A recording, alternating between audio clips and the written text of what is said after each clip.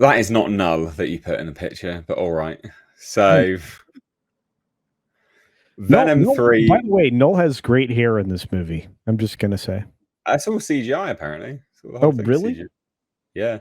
Yeah. More Knull on the way, confirms director. So, look, just to my thoughts on Venom. I like the first one. I thought it was a dumb, fun throwback. Like, I thought it had actually a pretty good balance between action and comedy. Second one was dog shit. They really went way overboard on the comedy element, and it just wasn't. It wasn't funny because it was way too much, and it just wasn't. It just wasn't good. But I like Tom Hardy as an actor. Venom 3 looks better. Sony has given the writer the chance to be a director. This is their directorial debut, which is interesting.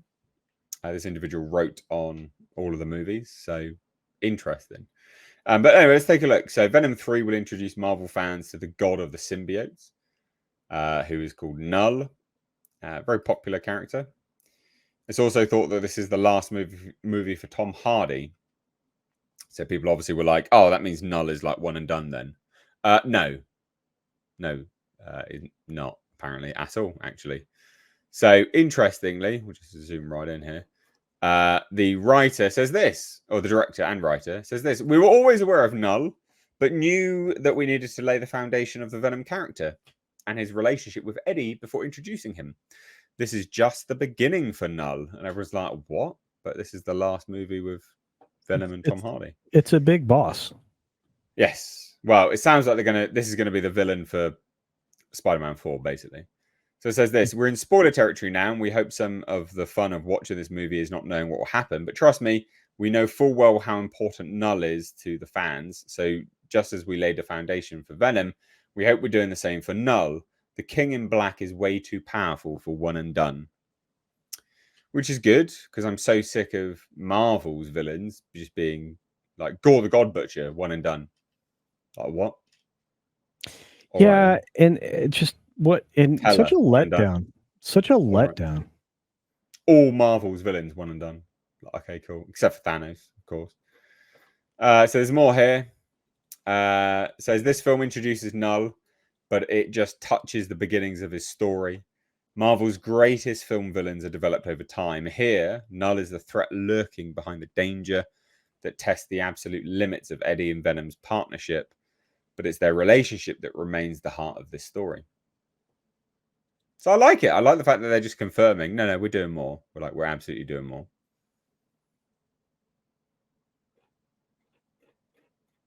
Thoughts on Knull?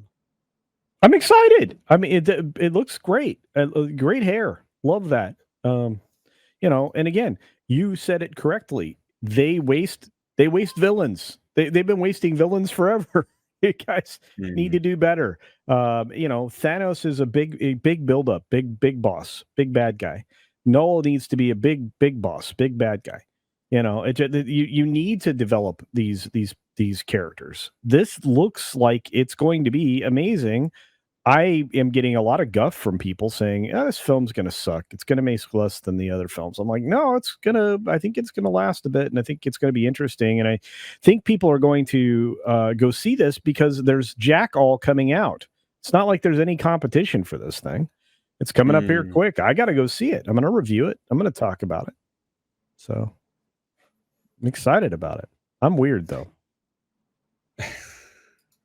Well, hilariously, the forecast for the box office, I thought I'd tie this in with this as well. Looking like $70 million opening. So they Yeah, revised this a little bit. They revised it down from 100 million to 70. which I think was a that's a bummer. conservative estimate, though. I think it will go higher than that, to be Me honest. too. This would actually be the lowest in the trilogy as well.